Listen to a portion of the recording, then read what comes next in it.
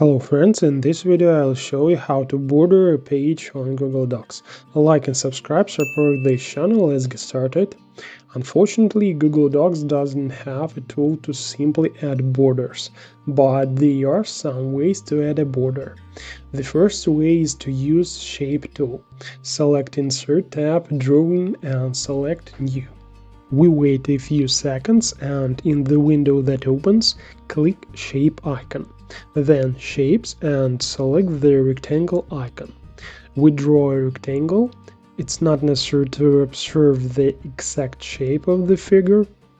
If desired, adjust the fill color, border color, line thickness, or its type.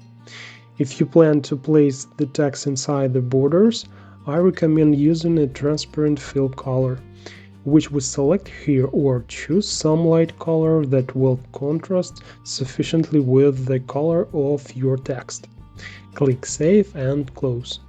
Then you can change the size and shape of the border inside the document by clicking on the squares indicating the shape and dragging it, thereby enlarging the border.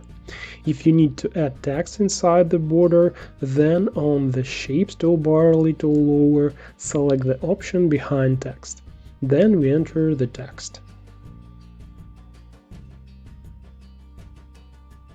Okay, now let's look at the second method, that is using a table. Click Insert, Table, choosing a 1-to-1 table. The table in the form of a single cell appeared. On the page, we extend it to the desired size. To quickly change the border color, click on this arrow and select the All Borders icon. And in the submenu that opens, we change the border color, line thickness, and its type.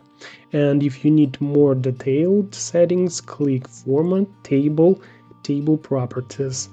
And in the menu that opens, we change the location of the table on the sheet, the size of columns, rows, and cells, as well as the color of the borders and fill.